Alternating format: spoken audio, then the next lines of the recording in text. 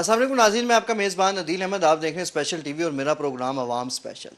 मैं आपको मुख्तलिफ मौज़ूआत पे बात करता नज़र आया। कभी मैंने ट्रैफिक वार्डन्स के साथ खड़े होकर ट्रैफिक इशूज़ पे बात की, कभी मैंने आम पब्लिक में खड़े होकर तो मैंने जनरल इशूज़ के बारे में बात की, तो कभी मैंने IMF से लिए गए लोन के ऊपर जो है वो पब्लिकली लोगों के साथ डिस्कस किया। लेकिन आज एक ऐसा मोस्ट इम्पोर्टेंट मौजू है कि जिस पे बात करने के साथ साथ ये बात और ये मौजू सुनना भी इंतहाई ज़रूरी है। हेपेटाइटिस बी और सी जो कि जानलेवा मर्ज है, और ये जो मर्ज है ये दुनिया में, पूरी दुनिया में वबा की तरह फैल रहा है। हेपेटाइटिस के बारे में मैं आपको थोड़ा सा बताता चलूं कि हैपा का मतलब जिगर होता है और इटिस का मतलब इन्फ्लेमेशन, यानी कि जिगर की सूजिश। तो जिगर की सूजिश जब किसी इंसान को ये बीमारी लाहक होती है तो वो बड़े बड़े मसले मसाइल में पड़ जाता है। तो 2007 की अदादो शुमार के मुताबिक पाकिस्तान में, हमारे प्यारे मुल्क पाकिस्तान में, ये जो मर्ज़ है ये वबा की तरह फैलना शुरू हो गई थी और अब 2023 है। तो अब इसका अंदाज़ा लगाना जो है वो इंतहाई मुश्किल है। लेकिन हमारे पास कुछ नंबर्स जो है ना, कुछ काउंटेबल चीज़ें हमारे पास आ रही होती, कुछ स्टैटिस्टिक्स जो है वो हमारे पास आ रही होती, तो उससे हम अंदाज़ा लगा सकते हैं कि हमारे मुल्क पाकिस्तान में ये जो मर्ज़ है वो किस तरह से फैलता है। तो आज हम इस चीज़ पर डिस्कस करेंगे। हमारे साथ डॉक्टर साहिबा मौजूद हैं और डॉक्टर साहिबा हमें आज बताएंगी कि हेपेटाइटिस जो मर्ज़ हैं वो कितना ख़तरनाक है और ये मर्ज़ हमें फैलता कैसे है, फिर इसकी प्रिवेंशंस क्या है, और फिर इसका जो अगर हमने इलाज करना होगा तो उसकी टाइमिंग्स क्या होती है। तो ये सारी चीज़ें कॉमन जो सिम्टम्स होती हैं जो कि इंसान के अंदर नज़र आना शुरू हो जाती है, जिसे हम ये अंदाज़ा लगा सकते हैं कि हाँ जी ये हेपेटाइटिस हो सकता है, जब फिर उसको हमें डायग्नोस करने की ज़रूरत पड़ती है। जी अस्सलाम वालेकुम डॉक्टर साहिबा। जी वालेकुम अस्सलाम। डॉक्टर साहिबा कैसी हैं आप, खैरियत से हैं? हाँ जी अल्हम्दुलिल्लाह, आपका शुक्रिया और आपने मौका दिया कि हम भी इसके ऊपर कोई बात कर सकें और लोगों को इसके बारे में अवेयरनेस दे सकें। As because hepatitis, world hepatitis day 28 जुलाई को है और बिकॉज उस दिन तो फिर 9 मुहर्रम है और हम उस दिन नहीं कर सकते थे, तो आज हमने फिर अपने सेंटर में AMT medical and dental centre DHA Lahore में, जहाँ की मैं प्रोजेक्ट डायरेक्टर भी हूँ, हमने वर्ल्ड हेपेटाइटिस डे का इनकाद किया और यहाँ पे हमने बाकायदा अवेयरनेस वॉक भी की इसके हवाले से। और हम यही चाह रहे हैं कि लोगों को पता चले कि how deadly this disease is और and how it can be prevented and cured, और बहुत इजी है, इसका इलाज कोई मुश्किल भी नहीं है। मैंने देखा कि आज जो है ना वो यहाँ पे इस मेडिकल सेंटर के अंदर एक बड़े अच्छे प्रोग्राम का इनकाद किया गया, जिसमें मुख्तलिफ लोगों ने शिरकत की है, डॉक्टर्स भी आए हैं, स्टूडेंट्स भी आए हैं और आम जो मरीज़ होते हैं उन्होंने भी, मैंने देखा है कि इस प्रोग्राम में शिरकत की है। बड़ी तादाद में लोगों ने शिरकत की है और ये जो प्रोग्राम जो शिरकत लोगों ने की है, एक फुटेज जो है वो हमारी विंडो स्क्रीन में भी चल रही है, उसमें देखा जा सकता है कि बड़ी तादाद में आए लोगों ने इस प्रोग्राम के अंदर शिरकत की थी। तो मुझे आप ये बताएं कि ये जो हेपेटाइटिस का जो मर्ज़ होता है, ये मैंने सुना है कि जी B और C जब किसी इंसान को हो जाता है तो वो फिर बड़े खतरे में पड़ जाता है। हाँ जी बिल्कुल ऐसे ही है। ये B और C हेपेटाइटिस दोनों जो हैं ये बहुत ही डेडली वायरसेस हैं। और B तो चले फिर भी हमें तब पता चल जाता है कि आपके यरकान होता है, पीली आंखें होती हैं और पेशेंट आपको कंप्लेन करता है। लेकिन जो C है वो ज़्यादा डेडली है और वो साइलेंटली बॉडी के अंदर चलता है। आपको जस्ट बॉडी एक्स होती हैं या आपको जॉइंट पेन्स होती हैं, कोई इतना या मतली वगैरह आपको होती है, इसके अलावा यू डोंट फील एनीथिंग। तो ये फैमिली टू फैमिली रन कर रहा है और this is so deadly and dangerous. यानी कि हम कह सकते हैं कि DNA टू DNA ये ट्रैवल करता है। नहीं नहीं नहीं, DNA टू DNA ये ट्रैवल नहीं करता, लेकिन ये कंटेजियस होता है। लाइक ये आपका ब्लड से फैलता है। बेसिकली ये खाने पीने से नहीं फैलता, ये ड्रॉपलेट से नहीं फैलता, ये ब्लड से फैलता है। तो हर वो चीज़ जो हमारा ब्लड स्प्रेड का बाइस होती है उससे ये फैलता है। और फिर उसमें यह कि हमारे आप ये कह लीजिए कि जो इंस्ट्रूमेंट्स हैं जो हम यूज़ करते हैं स्पेशली इन द हॉस्पिटल्स या फिर डेंटल डिपार्टमेंट के अंदर जो सर्जरीज होती हैं, अगर वो प्रॉपरली स्टेरलाइज ना हो, जो इंस्ट्रूमेंट्स आप यूज़ कर रहे हैं या जो उनमें से कुछ इंस्ट्रूमेंट्स का बताइएगा कि वो कौन सी ये सिरिंजेस हैं या क्या उनका। बेसिकली जो मेटालिक हैं, जो सिरिंजेस वगैरह है, जो आप एक को यूज़ करते हैं उसके बाद उसको सही प्रॉपरली डिस्पोज नहीं करते और आप दूसरे को भी कर लेते हैं, वही यूज़ कर लेते हैं। आप प्रॉपरली आपने उसको डिसइंफेक्ट नहीं किया और आपने वही सिरिंज किसी और को यूज़ कर ली, बिकॉज वो कॉस्टली है। आजकल तो सिरिंज की कॉस्ट भी 20 रुपीज़ पर एक सिरिंज चली गई है। तो वो लोग उसको बचत करने के लिए मेरा ख्याल है इसको इम्प्रॉपर यूजेज है और इन्फेक्शन के साथ प्रॉपरली स्टेरलाइज नहीं किया जा रहा। वगैरह जिसकी वजह से ये फैल रहा है। प्लस ये जो हमारे ब्लड ट्रांसफ्यूजन्स होती हैं उसमें प्रॉपर टेक्निक्स यूज़ ना की जाए, अगर स्टरलाइजेशन की, तो उसमें ये फैल सकता है। इसके अलावा जो डायलिसिस वगैरह होता है जिसमें आपको ब्लड को पूरा फिल्टर करना होता है, उसमें ये फैल सकता है अगर इम्प्रॉपर टेक्निक्स यूज़ की जाएँ।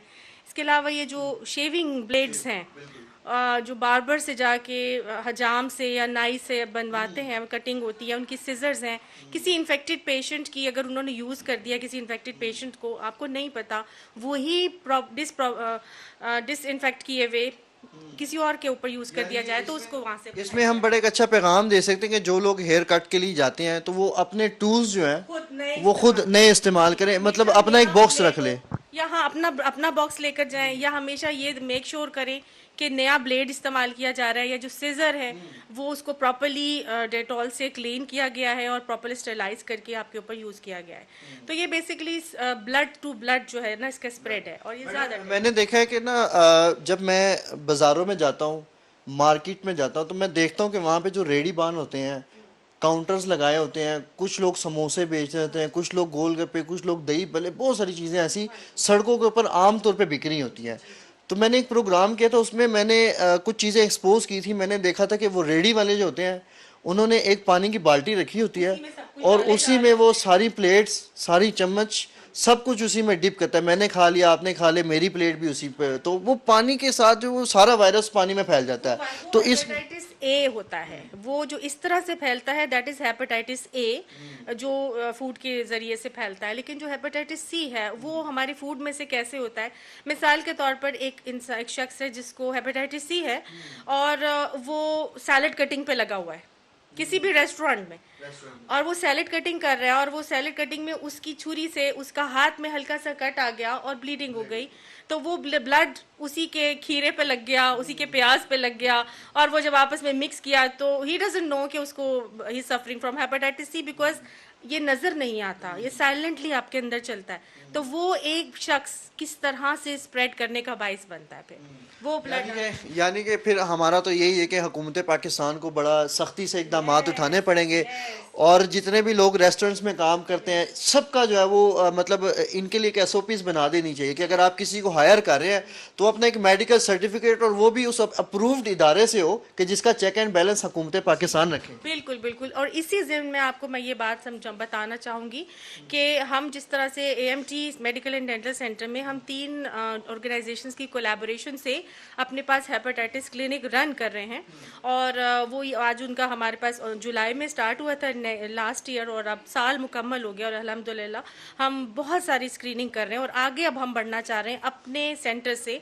और इसी बात को मद्देनज़र रखते हुए हम DHA के लाहौर DHA के जो डिफरेंट रेस्टोरेंट्स हैं, डिफरेंट जो ऐसे स्टोर्स हैं जो ग्रोसरी को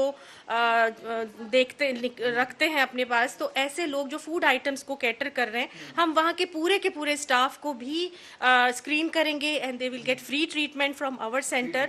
तो हम इसके ऊपर बिल्कुल we are working on it. ये बड़ा आपका एक अच्छा इकदाम है कि मतलब मेडिकल एंड डेंटल सेंटर जो है वो लोगों को फ्री ऑफ कॉस्ट जो है वो ट्रीटमेंट का मौका भी दे रहा है, और इसमें बड़ी जी, और ये एक बड़ा अच्छा इकदाम है। तो मतलब इसका यही है कि हेपेटाइटिस जो ए होता है अगर वो आपको हो जाता है, खुदा न खासा, आप देखें आम तौर पे तो इंसान आम रेडी बान से भी खा रहा होता है, आम किसी जगह पे कोई मटका लगा होता है, कोई कूलर लगा होता है, वहाँ से पानी भी पी जाता है, तो इसका जो खतरा है वो बहुत ज़्यादा है। आप कह सकते हैं कि 99% जो है आप कहीं पे भी जा रहे हैं तो खतरा होता है। तो अगर हेपेटाइटिस ए हो जाता है बिलफर्ज, अल्लाह ना करे, खुदा ना खास्ता किसी को भी, हमारे नाजरीन देख रहे हैं, उनको हमारे डराने का मकसद नहीं है, मगर हम एक अवेयरनेस दे रहे हैं कि अगर खुदा ना खास्ता हेपेटाइटिस ए हो जाता है तो मैडम उसकी सिम्टम्स क्या होती है? हेपेटाइटिस ए के अंदर यूजुअली आपको मतली और कै का आना, पेट में दर्द का होना, या फिर आपको यूरिन येलो हो जाता है बहुत, आइज में जॉन्डिस बहुत ज़्यादा हो जाता है, पीलिया जिसको कहते हैं, यरकान, तो ये आपको फ़ौरन नज़र आता है हेपेटाइटिस ए के अंदर। और वो इजीली क्योरेबल भी है, ट्रीटेबल, खुद ब खुद आहिस्ता आहिस्ता वो ड्यूरेशन है उसके बाद वो ठीक हो जाता है पेशेंट। वो पेशेंट सिवियरिटी में नहीं जाता, लेकिन जो B और C का पेशेंट है वो लिवर सिरोसिस की तरफ चला जाता है जिसमें जिगर सूख जाता है।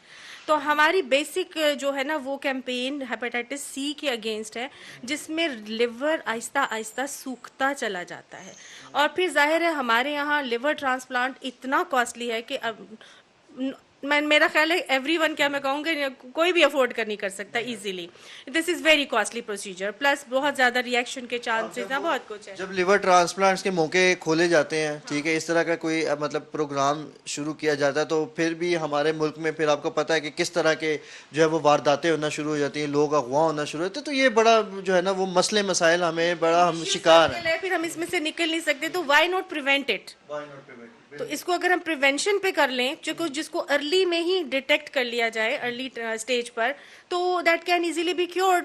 आपको सिर्फ 3 महीने तक एक टैबलेट डेली खानी है, जैसे टीबी की क्योर है, या आप उसको फौरन पे उसको पिक करके और उसको ट्रीटमेंट देना शुरू करते हैं। पहले 1 साल की ट्रीटमेंट होती थी ट्यूबरक्लोसिस की, अब 6 मंथ्स की ट्रीटमेंट है। और यू कैन मतलब इजीली ट्रीट द पेशेंट, आप बिल्कुल उसको फ्री ऑफ डिजीज कर दें, तो आपको और क्या चाहिए। तो अगर आप अर्ली डिटेक्शन कर लें और 3 महीने एक ही गोली से उसको लेके चलें, तो वो बिल्कुल ठीक हो जाता है। और फिर एक पेशेंट के घर में एक को नहीं होता। If the patient is suffering for one patient is suffering from home, तो सारे ही पेशेंट्स जो है ना वो एट रिस्क हो जाते हैं कि उनको भी हो सकता है। तो इससे फिर हमारे सारे पेशेंट्स को, घर वालों को हम बुला के स्क्रीन करते हैं, उनको भी देखते हैं और उनको भी लेके चलते हैं साथ। अच्छा, मैं एक मोस्ट इम्पोर्टेंट चीज़ आपसे जो है वो डिस्कस करना चाह रहा हूँ। अब बिलफर्ज हमारा एक यही प्रोग्राम टीवी चैनल पे चल रहा है, मुख्तलिफ लोग हमें देख रहे हैं, तो लोग जो है वो इंटरनेट के थ्रू जब उनमें कुछ सिम्टम्स आती हैं तो वो इंटरनेट पे रिसर्च करना शुरू हो जाते हैं, और फिर वो उन सिम्टम्स को अपने साथ मैच करके तो फिर वो हैक्टिक भी हो जाते हैं, और फिर वो जो है ना वो लेकिन बॉडी एक्स और जॉइंट पेन्स तो बहुत सारी चीजों में होता है। ये तो आपको कोविड में भी हो रहा है, कोरोना जब हो रहा है उसमें भी हो रहा था। तो आप उसको तो नहीं कहेंगे कि ये जी मुझे मतली हो रही है या मेरे जी जॉइंट्स में पेन हो रहा है तो मुझे हेपेटाइटिस ही हो गया, ऐसा नहीं है। लेकिन आप, इसीलिए हमने सेंटर बनाए हैं कि जो भी हमारे पेशेंट में आता, हमारे सेंटर में पेशेंट आता है, हम उसको स्क्रीन करते ही करते हैं। वो उसको पता नहीं होगा, क्योंकि ये सिम्टम्स तो बहुत सारी चीजों में होंगे, इसीलिए इसको साइलेंट किलर भी कहा जाता है ना, कि ये साइलेंटली इंसान को किल करता है। और आपको मैं बताऊं स्टैटिस्टिक्स, 1,90,00,000 पाकिस्तानियों को ये है, और हर साल 4 लाख जो है ना वो इसका शिकार हो जाते हैं मजीद। इतना ज्यादा ये है। अब ये नंबर जो है वो मतलब काउंटेबल तो है, लेकिन ये भी जो है वो अंदाजे के मुताबिक ही है। अब जो ये लोग डायग्नोज हो चुके हैं और कुछ अंदाजे के मुताबिक हैं। मैडम, मैंने ये देखा है कि जब हमें कोई बीमारी लाहक होती है तो मतलब हमारे पाकिस्तान में लोगों के अंदर जो माइंड सेट है, मोस्टली लोग जो है वो इंटरनेट पे रिसर्च करना शुरू कर देते हैं, या फिर जिस तरह से हमारा ये प्रोग्राम हो रहा है, नाज़रीन हमें देख रहे हैं, उसमें हम कुछ मेडिसिन डिस्कस करते हैं, तो लोग जब ये प्रोग्राम इस तरह के देखते हैं तो फिर वो अपनी बीमारी को लेके वो मेडिसिन के ऊपर रिसर्च करते हैं इंटरनेट के ऊपर, और फिर वही मेडिसिन खुद ही परचेज करके वो ले आते हैं और फिर उस पर वो मुख्तलिफ एक्सपेरिमेंट्स कर रहे होते हैं। तो इन लोगों के लिए आप काइंडली कुछ थोड़ा सा पैगाम दें। मैं यही कहूंगी कि नीम हकीम खतरा जान होता है, तो खुद से हकीम बनने की या डॉक्टर बनने की कोशिश ना करें। जब ये फैसिलिटी गवर्नमेंट ऑफ पाकिस्तान ने भी दी हुई है और मुख्तलिफ जगहों पर आपको ये प्रोवाइड की जा रही है, तो प्लीज़ जाएं और वहाँ पे जाके अपने आप को स्क्रीन करवाएं। और स्क्रीन करवाने के बाद आपको ट्रीटमेंट बहुत इजीली आपको फ्री ऑफ कॉस्ट मिलेगी, तो गो एंड गेट इट। मैं आपको एक बात बताऊं कि मैं इसी तरह एक जगह गई और वहाँ से जाके मैंने एक डिपार्टमेंटल स्टोर वाले थे, उनसे बात की कि भाई हम इसी तरह से कैंपेन कर रहे हैं, तो आप अपने स्टाफ को हमारे पास भेजें। तो वो कहने लगे कि मैम वहाँ पे कौन आएगा, लोग डरते हैं कि अगर हमारा निकल आया तो फिर हम इलाज कैसे करेंगे। मैंने कहा इलाज भी फ्री होगा, आप प्लीज़ भेजें तो सही। मेक श्योर करें कि आपका पूरा स्टाफ यहाँ पे हेपेटाइटिस फ्री काम कर रहा है। हमारे मुल्क में जो है ना लोग इस चीज़ से डरते भी हैं। हमारी मोस्टली फैमिलीज में ये कहा जाता है कि जब हमें वो कहते हैं ना कि यार अपना ना पूरी बॉडी का मुकम्मल टेस्ट करवाएं, तो लोग कहते हैं कि टेस्ट क्यों करवाना है, हमें खामखा कोई बीमारी निकल आएगी। तो ये हमारे अंदर, ये बिल्कुल यही कह रही हूँ ना आपको, ये एक बहुत बड़ा एक मिथ है हमारे यहाँ, इसको भी सही करने की ज़रूरत है। अगर आप शुरू में उसको कर लेंगे और वो बीमारी जो ट्रीटेबल है, तो प्लीज़ ट्रीट दैट डिजीज़। खुद से इलाज करने की कोशिश ना करें, प्रॉपरली ट्रेंड लोगों के पास जाएं। एक तो क्वैकरी बहुत ज़्यादा है हमारे वहाँ, और जो भी है जिसके पास जाते हैं वो हर पेशेंट को आता है और वो डिस्पेंसर डॉक्टर बन के बैठे हुए हैं, कोई चेक एंड बैलेंस नहीं है। वहाँ पर आते हैं और वहीं पर वही ड्रिप लगा रहे हैं, वही ड्रिप दूसरे को लगा रहे हैं। तो मतलब बहुत बड़ा रीज़न है ये स्प्रेड होने का। लेकिन इसके ऊपर भी हुकूमत बाला को और हुकूमत पाकिस्तान को जो है ना वो बड़ी ज़्यादा जद्दोजहद करनी पड़ेगी। ये जो है वो एक ये वर्ल्ड वार 2 की तरह जो है ना, ये उनको इतनी जद्दोजहद करनी पड़ेगी, क्योंकि हम लोगों का एक माइंडसेट बड़े अरसे दराज से जो है ना, वो जब से हमारा मुल्क बना है उससे पहले भी लोगों का माइंडसेट ऐसे ही था। तो मैंने देखा कि मतलब आज जो है वो इस प्रोग्राम के बाद यहाँ पे जो है वो आगाही सेमिनार के बाद वॉक भी की गई बाहर रोड पर। तो ये जो सेमिनार के बाद मैम ये जो वॉक करवाई जाती है, इसका पब्लिकली मतलब क्या मैसेज होता है और ये क्या मकसद असल में इसका? बेसिकली यही यही होता है कि we just want to tell the world that we are working against this disease and we are against the measures which are being taken in the society. वो उसको चेंज करना चाहिए और हम उसके लिए फाइट करने के लिए तैयार हैं। हम आगे बढ़कर इसको कॉम्बैट करने के लिए, इस डिज़ीज़ के साथ लड़ने के लिए हम पूरी तरह तैयार हैं। तो यही है जो हमारे जो हेल्थ फाउंडेशन वाले थे, आईपैक फाउंडेशन वाले और एएमटी मेडिकल एंड डेंटल, ये तीन हमारे तीनों का ट्रायड है और हम तीनों मिल के इस डिज़ीज़ के ख़िलाफ़ लड़ रहे हैं। और मैं आपको ये बताऊं कि इट्स नॉट द माइंडसेट लोगों का जो हम चेंज कर सकते हैं। हम हर बंदा अपने तरफ से एफर्ट करेगा। हम दूसरों की नहीं बात करेंगे, हम अपनी बात करेंगे। अगर हम सही हो जाएंगे तो हमारा घर ठीक हो जाएगा। हम दूसरों को नहीं कहेंगे, हम खुद आगे बढ़कर करेंगे। हमने बहुत पीसफुल वॉक किया है, अपने एक तरफ से लेकर हम दूसरी तरफ तक गए हैं और we want to show the world कि भाई we are fighting against this disease और हम सब कोलैबोरेट करके कर रहे हैं। We are working against this disease.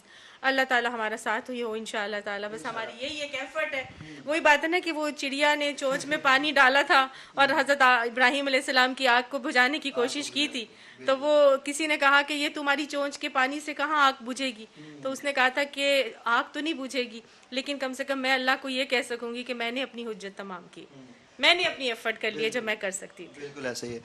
Madam मुझे ये बताइएगा कि खुदा न खास्ता किसी को जब हेपेटाइटिस की बीमारी जो है वो डायग्नोस हो जाती है, टेस्ट पॉजिटिव आ जाते हैं, जैसे कि कोरोना में हमने बड़ी बड़ी एहतियाती तदाबीर इख्तियार की हैं और 3-3 जो है वो फुट का हमने फासला रखा है, जिस तरह से हमें बताया गया वर्ल्ड हेल्थ ऑर्गेनाइजेशन की जानिब से भी, और फिर हमारे मुल्क में भी हमें जो है वो इदारों की तरफ से बताया गया कि किस तरह की एहतियाती तदाबीर इख्तियार करनी है। तो अगर खुदा न खास्ता किसी को हेपेटाइटिस का मर्ज जो है वो डायग्नोस हो जाए तो फिर उसके घर वालों को क्या करना चाहिए? कुछ भी नहीं करना चाहिए। इसमें ये बिल्कुल भी इस तरह कंटेजियस नहीं, मैंने आपको बताया ये ब्लड से फैलती है, ठीक है ना। वो जो हेपेटाइटिस ए है वो एयरबॉर्न होती है, वो आपके ड्रॉपलेट इन्फेक्शन से फैल जाती है, लेकिन ये बी एंड सी ब्लड से ही फैलती है। अगर आपका ब्लड उसको लग गया या आपकी ऐसी वो, उससे ये फैलेगी। इवन ये कि अगर मदर को हेपेटाइटिस है और उसका जो बॉर्न बेबी है उस तक भी बहुत कम चांसेस होते हैं कि वो आए। मदर अपने बच्चे को फीड भी करा सकती है इवन इफ वो हेपेटाइटिस सी की पेशेंट है, तो मतलब ये किसी तरह भी आपकी मिल्क सिक्रीशंस में भी ये नहीं जाता, ठीक है ना। तो ये इस तरह कंटेजियस नहीं होता, लेकिन ब्लड टू ब्लड अगर ट्रांसफर हो जाए, कट लगाए और वो आपकी बॉडी पर टच हो जाएगा तो टच होकर हमारी स्किन से अंदर चला जाएगा। तो ये नाज़रीन हमने आज आपको बड़ी मोस्ट इम्पोर्टेंट चीज़ बताई है कि हेपेटाइटिस का मर्ज जो है वो बड़ा ही ख़तरनाक मर्ज है। पूरी दुनिया में जो है वो ये वबा तो नहीं है, लेकिन वबा की तरह जो है ये पूरी दुनिया में फैल, जब एक चीज़ फैलती है पूरी दुनिया में और फिर हमारा मुल्क पाकिस्तान, हमारा प्यारा पाकिस्तान भी इस मर्ज़ की लपेट में आ गया, तो फिर हम इसको वबा कह सकते हैं, जो कि अनकाउंटेबल लोगों की एक तादाद होती है। उसमें फिर हम कुछ मेजरमेंट्स कर रहे होते हैं और हम जो है वो अंदाज़े लगा रहे होते हैं कि कितने लोगों को हमने जब डायग्नोस किया होता है, फिर हम एक अंदाज़े के मुताबिक कह सकते हैं कि जी मज़ीद भी इतने लोगों को हो सकता है। लेकिन जैसे मुझे डॉक्टर साहिबा ने आपने बताया कि 20% जो हम कह सकते हैं कि लोग जो हैं वो प्रॉपरली डायग्नोस हो गए हुए हैं। तो ये 2 करोड़ के करीब है, जैसे कि मैंने अभी आपको बताया कि 1 करोड़ 90 लाख रुपए जो है वो पेशेंट्स हैं और उसमें से सिर्फ अभी 20% को डायग्नोज किया है और उसमें से भी सिर्फ 20% के करीब को ट्रीट किया गया है। मतलब डायग्नोसिस के बाद लोग ट्रीटमेंट के लिए भी नहीं आते। तो ये एक बहुत बड़ा अलमिया है जो हमें इंडिविजुअल लेवल पर हमें हर एक को बताना है। आप बताएं, मैं बताऊं, वो बताएं, ये बताएं, जिसको पता चले वो सब एनकरेज करें और जाएं अपने आप को, get themselves screened for hepatitis. अगर आ गई है तो उसको ट्रीटमेंट करा लें। तो ये बड़ी खूबसूरत बात हुई है कि इस मर्ज से जो है वो आपको डरना नहीं है। अगर आप में सिम्टम्स आ गए हैं तो आपको जो है वो स्क्रीनिंग करवाने की ज़रूरत है। हो सकता है आपको वैसे ही बुखार हो गया हो, लेकिन ज़रूरी नहीं है कि आपको अगर वो सिम्टम्स आ गई हैं तो फिर आपको जो है वो हेपेटाइटिस। अब बहुत सारे लोग होते हैं टीवी चैनल्स पर देखते हैं, मुख्तलिफ सोशल मीडिया चैनल्स पर देखते हैं, तो अपने साथ सिम्टम्स जो है वो मैच करने लग जाते हैं। तो ये बड़ी एक ख़तरनाक चीज़ है। हेपेटाइटिस से ज़्यादा ये ख़तरनाक चीज़ है कि जो लोग सिम्टम्स देखते हैं अपने अंदर और फिर वो इंटरनेट पर रिसर्च करते हैं, फिर वो उसको अपने आप को ऐसे लग रहा होता है कि जैसे जी हमें भी हेपेटाइटिस हो ये तो गया। आप जिस भी जी डिजीज को देखेंगे ना, आपको जो डिजीज पड़ेंगे आपको लगेगा कि मुझे यही बीमारी है। तो कभी भी ऐसे नहीं करना चाहिए। आपको अगर कुछ अनइजीनेस है तो go and get yourself screen for that. जिन जगहों पर फ्री स्क्रीनिंग हो रही है आप जरूर जाके हेपेटाइटिस की स्क्रीनिंग करवा लें। जैसे कि हमारा जब वर्ल्ड मेमोग्राफी डे आता है, जो ब्रेस्ट कैंसर डे, तो उसके अंदर फ्री मेमोग्राम कराए जाते हैं मुख्तलिफ जगहों पर। इस तरह हेपेटाइटिस के लिए जो वर्ल्ड हेपेटाइटिस डे में जो जो जगह जहां पर हेपेटाइटिस की स्क्रीनिंग हो रही है, नो मैटर आपको सिम्टम्स आ रहे हैं या नहीं आ रहे, मैं यही कहूंगी आप जाएं और वहां पे जाके अपने आप की स्क्रीनिंग करवा लें, ताकि आप फ्री हो जाएं कि हाँ आपको ये डिजीज नहीं है। इसके अलावा एक और कि गवर्नमेंट का एक प्रोग्राम चल रहा है कि जब बच्चा पैदा होता है तो उसको at birth free of cost hepatitis B की वैक्सीनेशन दी जाती है।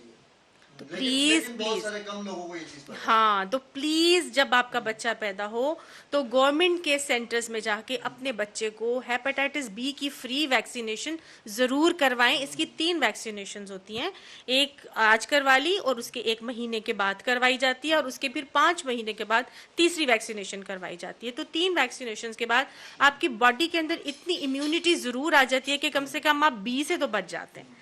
ठीक है, 20 से तो बच जाते हैं। उसके बाद आहिस्ता आहिस्ता आप after a period of time आप दोबारा स्क्रीन कराकर आप देख लें कि एंटीबॉडीज लेवल कम तो नहीं हो गए, वो आपको डॉक्टर्स भी बताते जाते हैं, लेकिन at least you are safe from B.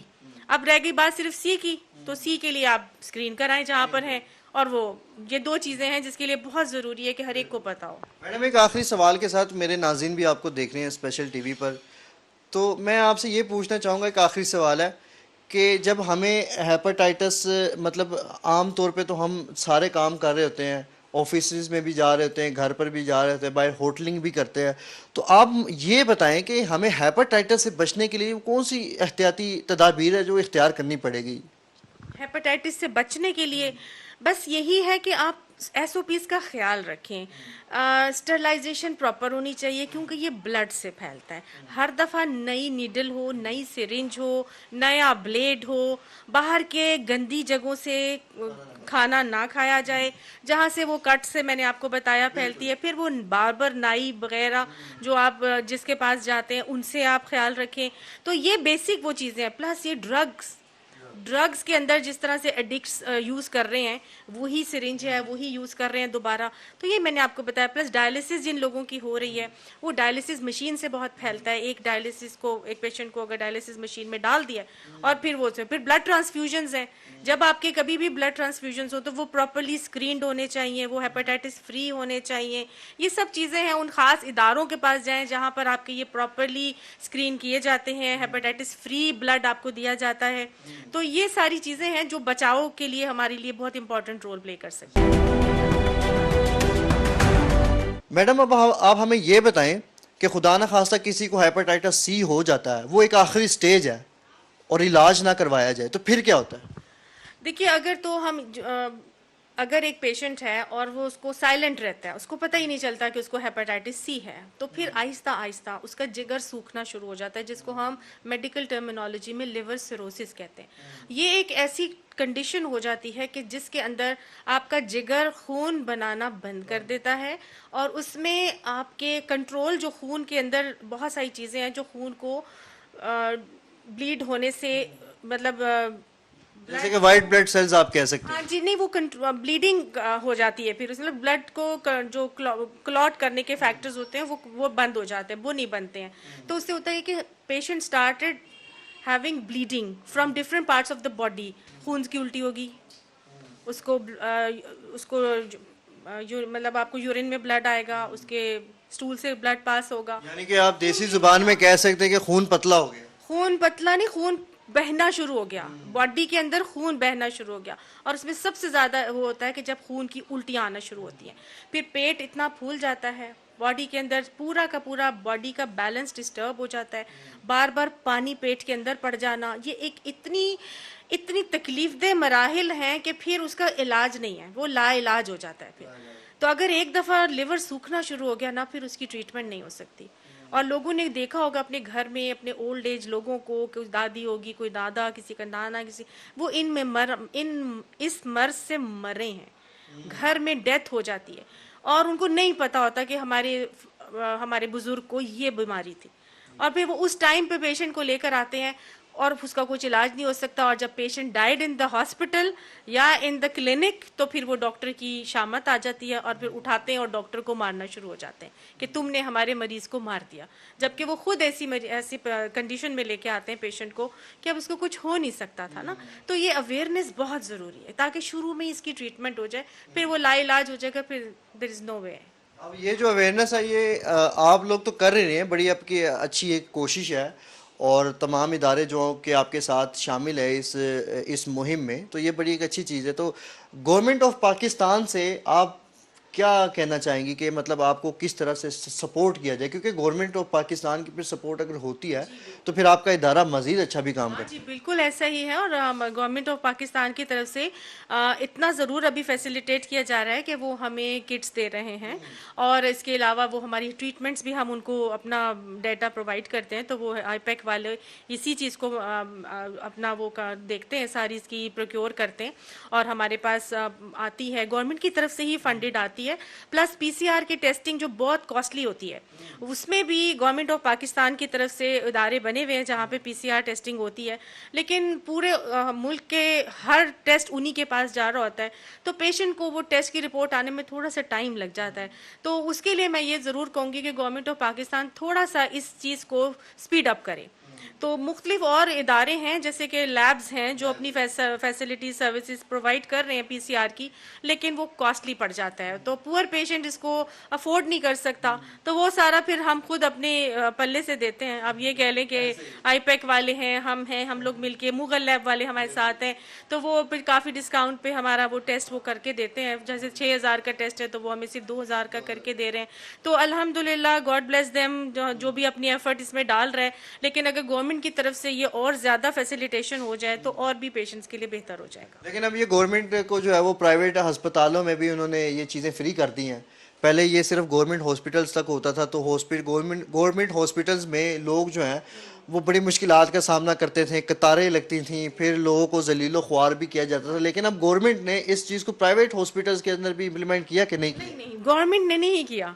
Government के सेटअप्स गवर्नमेंट हॉस्पिटल्स में ही हैं, ये तो अपने एनजीओज हैं प्राइवेटाइज खुद करके, जैसे लोग हैं, जो मैंने आपको बताया 2 और ऑर्गेनाइजेशन हमारे साथ हैं, तो ये हम लोग मिलके ऑन आवर ओन ये चीज़ कर रहे हैं। वैसे गवर्नमेंट को प्राइवेट इन्वॉल्व कर लिया है, हमने खुद उनको इन्वॉल्व किया है, बिकॉज गवर्नमेंट के इदारों में आपको पता है हाल वहाँ पे क्या है।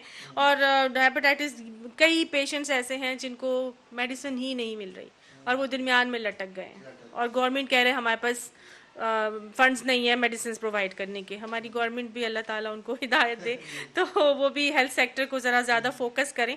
लेकिन मैं ये समझता हूँ कि गवर्नमेंट को ना प्राइवेट सेक्टर्स में भी इन चीज़ों को इम्प्लीमेंट करने की ज़रूरत है, क्योंकि मोस्टली लोग जो होते हैं ना वो गवर्नमेंट हॉस्पिटल जाना पसंद भी नहीं करते हैं।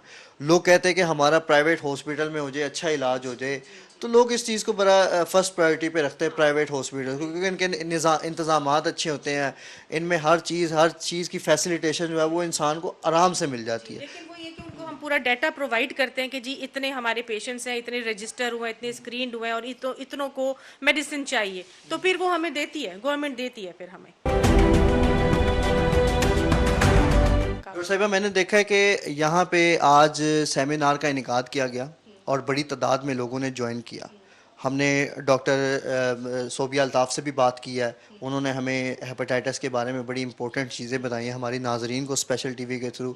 और मैंने देखा कि यहाँ पे सेमिनार का इनेकाद किया गया, उसमें बड़ी तादाद में लोगों ने ज्वाइनिंग की है। उसमें मरीज़ भी मौजूद थे, उसमें स्टूडेंट्स भी मौजूद थे, बुज़ुर्ग शहरी भी मौजूद थे और डॉक्टर्स भी मौजूद थे। तो ये इसका क्या मकसद क्या था? जी, सबसे पहले तो मैं इस सेमिनार के बारे में बताना चाहूँगी। ये seminar infection prevention and control foundation की जानिब से द एएमटी और द हेल्थ फाउंडेशन के तावन से पेश किया गया, जिसमें मेहमान ख़ुसूसी हमारे सीनियर कोलीग्स डॉक्टर अकमल भट्टी, डॉक्टर मुनीर अहमद भी मौजूद थे। इस सेमिनार का बेसिक मकसद जो था वो एक अवेयरनेस देना था लोगों को, क्योंकि हम हमेशा कहते हैं कि एहतियात बेहतर है इलाज से। इसका बेसिक मकसद लोगों को अवेयरनेस देना था। साथ में इस सेमिनार के बाद एक वाक़ का भी एहतमाम किया गया, जिसमें लोगों को ये पैगाम दिया गया कि हेपेटाइटिस एक काबिल इलाज मर्ज़ है, इसके लिए आपने घबराना नहीं है, बल्कि इसका इलाज मौजूद है, आएँ और इसका इलाज करवाएँ।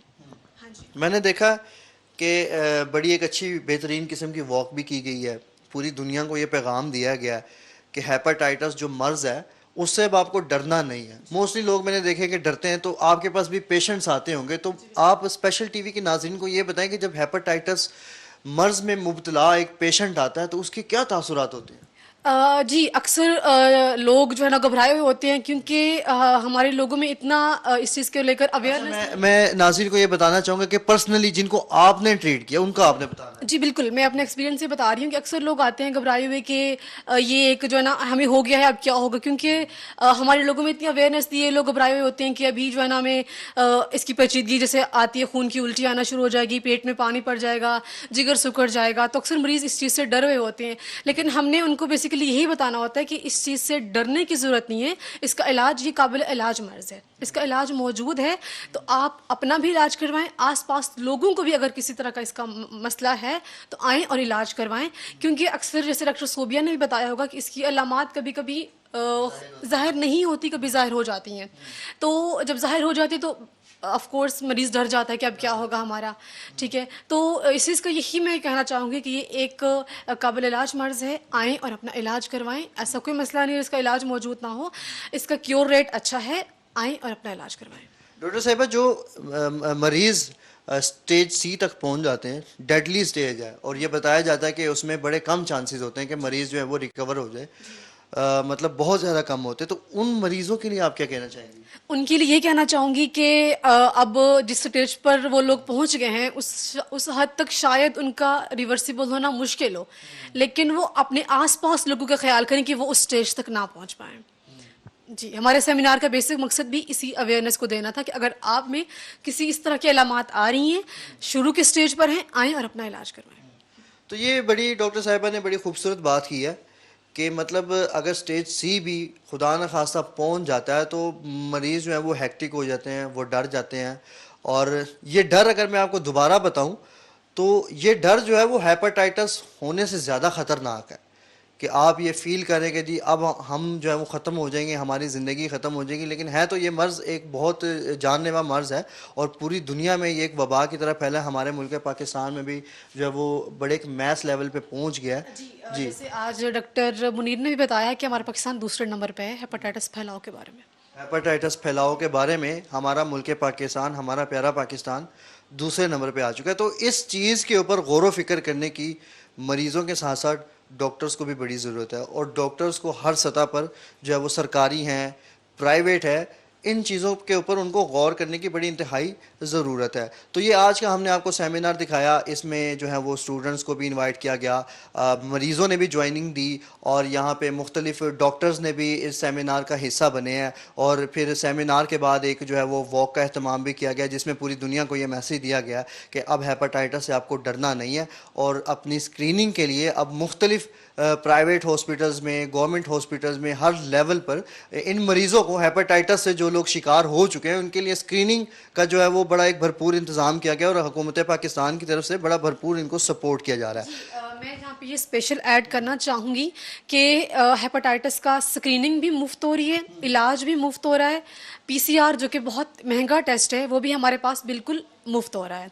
तो ये एक अच्छा मौका है, अगर आप अफोर्डेबल नहीं है तो हुकूमत पाकिस्तान की जानिब से और हुकूमत पंजाब की जानिब से ये एक अच्छा एक सिलसिला शुरू किया गया है कि बिल्कुल फ्री ऑफ कास्ट उनकी स्क्रीनिंग से लेकर इलाज हो रहा है। तो ये हमने आज के प्रोग्राम में अवाम स्पेशल में आपको बताया कि हेपेटाइटिस जो मर्ज़ है वो कितना ख़तरनाक है, और इससे हम अपना बचाव और अपने बच्चों का बचाव जो है वो कैसे कर सकते हैं, और वो कौन सी ऐसी बातें हैं, वो कौन सी ऐसी चीज़ें हैं जिनके ऊपर हमें गौर और फिक्र करने की इंतहाई ज़रूरत है। नहीं तो फिर ये जानलेवा मर्ज़ है और कई ज़िंदगियों को ये अपनी लपेट में ले चुका है, और अगर इन चीज़ों का ख्याल ना रखा जाए तो मज़ीद भी आगे बड़ी ज़िंदगियों को अपने लपेट में जो है वो ले सकते हैं। तो आज के प्रोग्राम में मैंने आपको ये तमाम चीज़ें दिखाई हैं। अब फ़र्ज़ आपका है कि इलाज करवाएं, स्क्रीनिंग करवाएं, और अपने आप को भी बचाएं और अपने बच्चों को भी बचाएं, और एहतियाती तदाबीर जो है वो आपने इख्तियार करनी है। तो इंशाल्लाह अब जो है वो प्रोग्राम का इख्तिताम जो है वो हो चुका है। तो इंशाल्लाह आपको मज़ीद भी अगले प्रोग्रामात में हम जो है वो आपको मोस्ट इंपॉर्टेंट चीज़ें बता रहे होंगे। तो इजाज़त लेने का वक्त आ चुका है। मैं आपका होस्ट, आपका मेज़बान अदील अहमद, कैमरामैन आतिफ अली हीरा के साथ। अल्लाह हाफिज़।